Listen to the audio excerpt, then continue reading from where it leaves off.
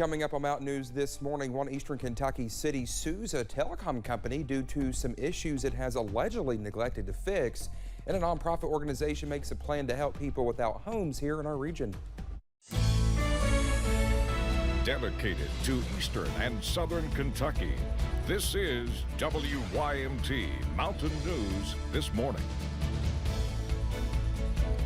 Good morning to you. Just before 5 o'clock on this Tuesday morning. It's Tuesday. I almost said it was Monday. I'm Dakota Makris. Good morning. Let's take it over to Brandon this morning. And Brandon, well, I guess there's some rain moving out now, maybe. Oh, listen, we are dry this morning for the first time. It seemed like days. I was running some errands yesterday in the rain, getting wet, and I'm just like, can this please stop?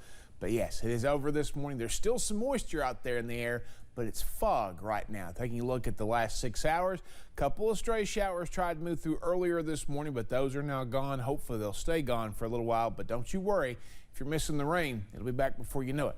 Visibility down to next to nothing out there, especially in the western counties. A couple of sensors out when it comes to visibility. Hazard in Middlesboro, I'm not sure where that is because they're working temperature-wise.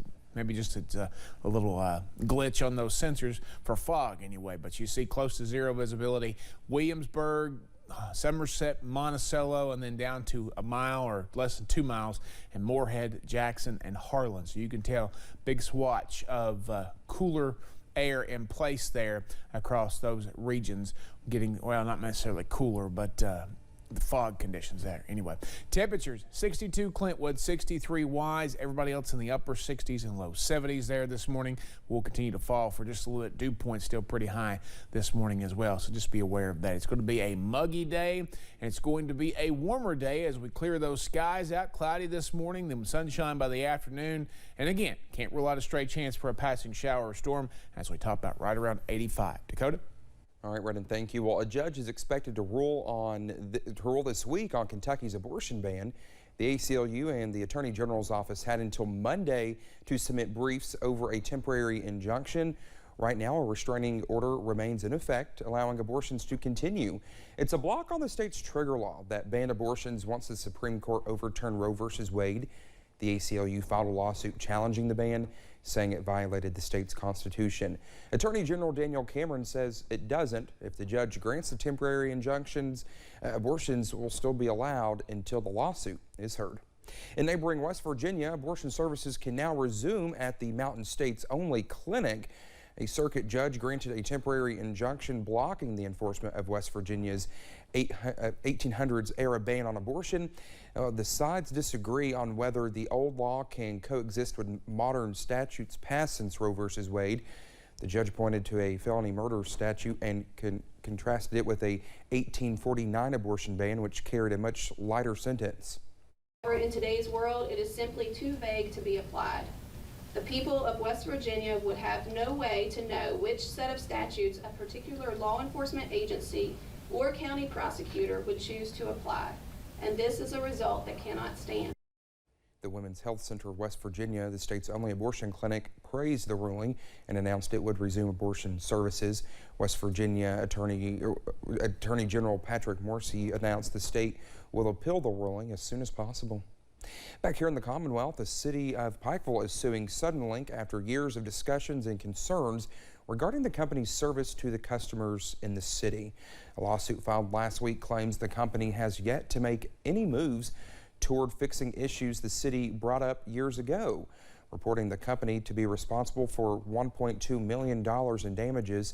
Officials say the franchise is only for cable, but internet is also a concern, so they are working with another company to offer a better option. It's so important for the future of Pikeville and the future of this region that people have reliable, high-speed internet so they can have an online business if they want that, or they can work from their home if they want to do that. Suddenlink's parent company shared a statement about the lawsuit saying, quote, "We are in compliance with our franchise agreement and are committed to providing excellent service to the residents and businesses of Pikeville. We have met and been responsive to various requests from the City Commission where we have proposed to meet specific service metrics to demonstrate ongoing compliance. We continue to welcome the opportunity to discuss the city's substantive response to our proposal and engage on a plan that prioritizes our customers receiving superior services," end quote. A new People's Insurance location opened in Inez yesterday. The community and members of the establishment celebrated the new opening with a ribbon cutting at the newest location. The Inez location was one of 3 ribbon cuttings to happen Monday afternoon. Casey LaGuire, the Senior Vice President of Sales, says that 2 other locations in Pikeville and Louisa also celebrated openings yesterday. Today's just a big celebration of new people, new service, new expertise to kind of help us give folks a better client experience. Well, employees say they hope this grand opening helps attract more customers to the area.